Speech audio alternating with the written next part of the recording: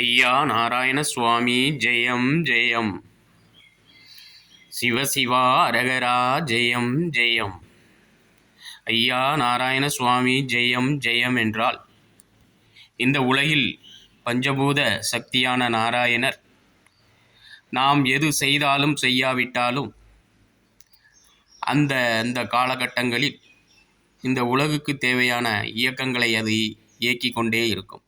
அதாவது மழைக்காலங்களில் மழை பெய்யும், வெயில் காலங்களில் வெயில் அடிக்கும், பனி நேரங்களில் பனி பொழியும்.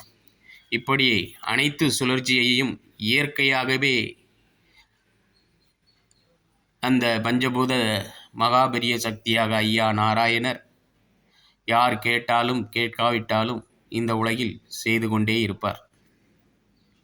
அப்படி அவர் செய்து கொண்டே இருப்பதனால்தான் இந்த உலகில் புல் பூண்டு முதல் பல்வித உயிரினங்கள் வரை நிம்மதியாக வாழ்ந்து கொண்டிருக்கின்றன. இந்த நிலையில் இந்த உலகத்தில் இந்த நிலை, அதாவது ஒவ்வொரு குறைந்தபட்சம் ஒவ்வொரு கண்டத்திற்கும் இடைவெளியில், ஒவ்வொரு நாட்டிற்கும் இடைவெளியில் எந்தெந்த இடங்களில் எந்தெந்த சீதோஷ நிலை நிலவ வேண்டுமோ அதை அத்தனையையும் மாறாமல் இந்த நாராயண சக்தி, அதாவது மகாபரிய சக்தியாகிய பஞ்சபூத சக்தி, நீர் நிலம் காற்று ஆகாய நெருப்பு என்று சொல்லக்கூடிய சக்தி இயங்கிக் கொண்டிருக்கிறது. இதை யாராலும் மாற்றவும் முடியாது, தடுக்கவும் முடியாது.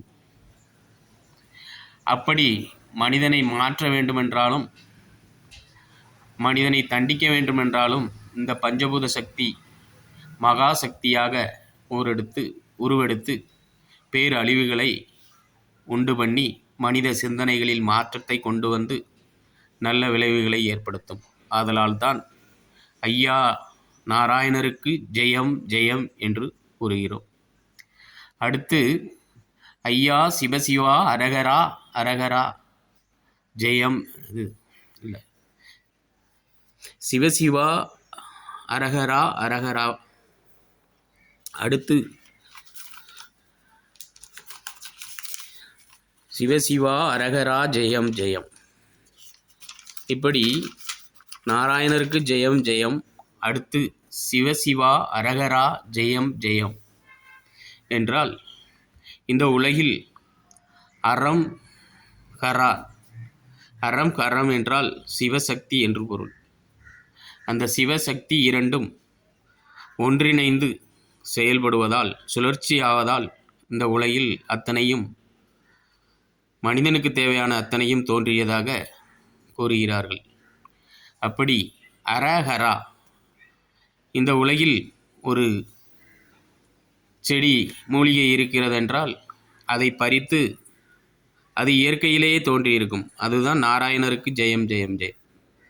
ஆனால் அதை பறித்து ஒருவனுக்கு மருந்தாக கொடுப்பது, நான் கண்டுபிடித்து கொடுத்தேன் என்று சொல்லி தனக்கென்று ஒரு வாழ்வை ஏற்படுத்துவது தான் அரஹரா. சிவசிவா அரஹரா ஜெயம் ஜெயம் ஜெயம்.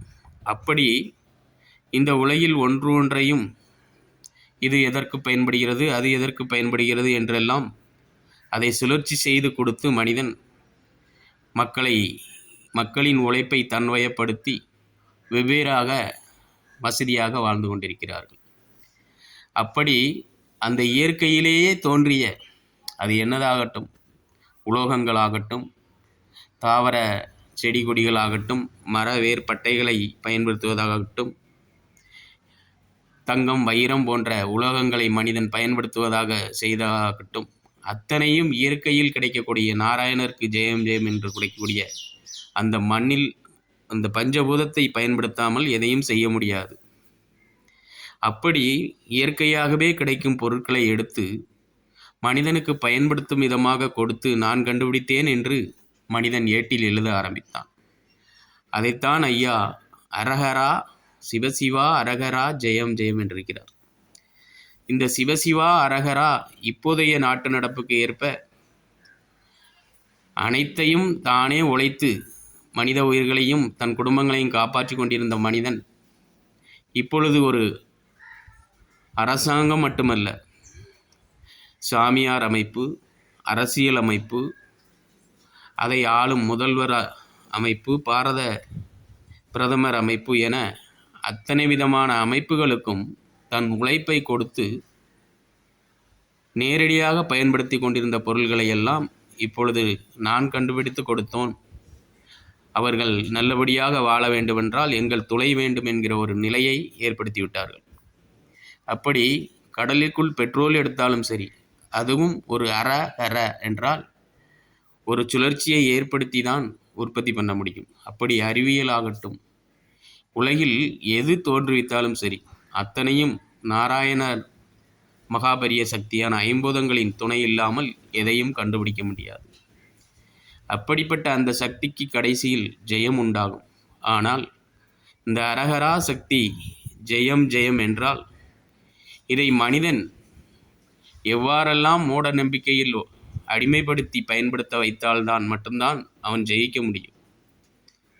ஆதலால் இந்த அரகரா சக்தியை ஒவ்வொருவரும் நேரடியாக, அதாவது இந்த செடி இதற்கு பயன்படும், இந்த நோய்க்கு பயன்படும் என்பதையெல்லாம் மனிதன் நேரடியாக அனைவரும் கற்றுக்கொண்டு விட்டால் இந்த அரகரா சக்தி என்பது ஒரு ஒழுக்கமான வடிவமைப்பில் வந்துவிடும். இந்த உலகில் ஒரு பைக் இருக்கிறதென்றால், கார் இருக்கிறதென்றால் அதை ரிப்பேர் பண்ணுவதற்கு எத்தனையோ விதமான இடங்களுக்கு அலைய வேண்டியிருக்கிறது. பஞ்சர் ஓட்ட ஒரு இடம், அதை மெக்கானிக் ரிப்பேர் பார்க்க ஒரு இடம், சர்வீஸ் செய்ய ஒரு இடம், அதுக்கு ஒரு படிப்பு. ஆனால் நல்ல வளர்ந்த நாடுகளெல்லாம் வாகனம் என்றால் அதை உற்பத்தி செய்ததிலிருந்து அதை சரி செய்யும் அனைத்து படிப்புகளும் ஒரே படிப்பாக இருக்கும். ஆனால் நம் இந்தியாவில் மட்டும்தான் கைக்கு ஒரு படிப்பு, காலுக்கு ஒரு படிப்பு, தலைக்கு ஒரு படிப்பு என்று பிரித்து வைத்து மனிதனை சூழ்ச்சி செய்து அடிமைப்படுத்தி கொண்டிருக்கிறார்கள்.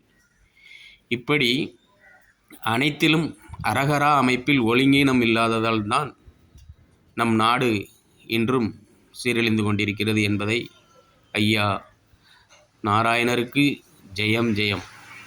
எங்கெல்லாம் ஒழுங்கினம் அதிகப்படும் போது இயற்கையாகவே அதை அழித்து மனிதனுக்கு ஒரு நல்ல அறிவை ஏற்படுத்தி அதை மாற்றுவார். அதுபோலதான் இன்று அரசியலில் 2 கட்சிகள் மாறி மாறி நாட்டையே ஆண்டு கொண்டிருக்கின்றன. இங்கேயும் தமிழ்நாட்டில் மட்டுமல்ல, மத்தியிலும் கூட. ஆனால் இருவரும் கொள்ளையடித்த கொள்ளைகளை ஒருவர் மாற்றி மாற்றி பிரச்சாரம் செய்தார்கள்.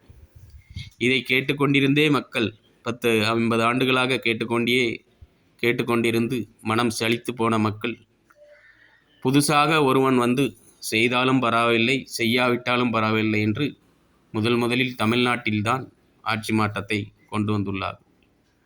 அதுபோலத்தான் இன்னும் மக்கள் மனதில் எவ்வளவோ கொதிப்பு நிலையோடு தான் வாழ்ந்து கொண்டிருக்கிறார்கள். சந்தோஷ நிலையில் வாழவில்லை.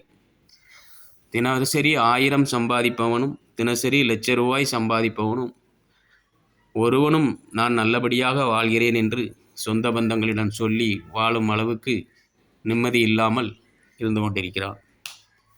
அப்படிப்பட்ட நிலையெல்லாம் மாற வேண்டும் என்பதற்காகத்தான்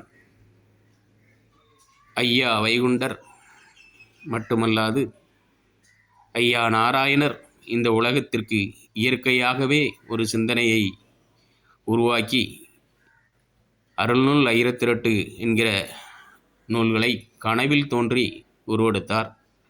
ஆனால் அதிலும் இந்த குருமார்கள் நிறைய சூட்சம வித்தைகளை வைத்து, நீ உன் குலத்திற்கு தான் போதிக்க வேண்டும், நீ போதிக்கும் உண்மை மக்களுக்கு புரியக்கூடாது என்பதற்காகத்தான் பலவித இன்னல்கள் வார்த்தைகளையும் உள்ளே வைத்தான்.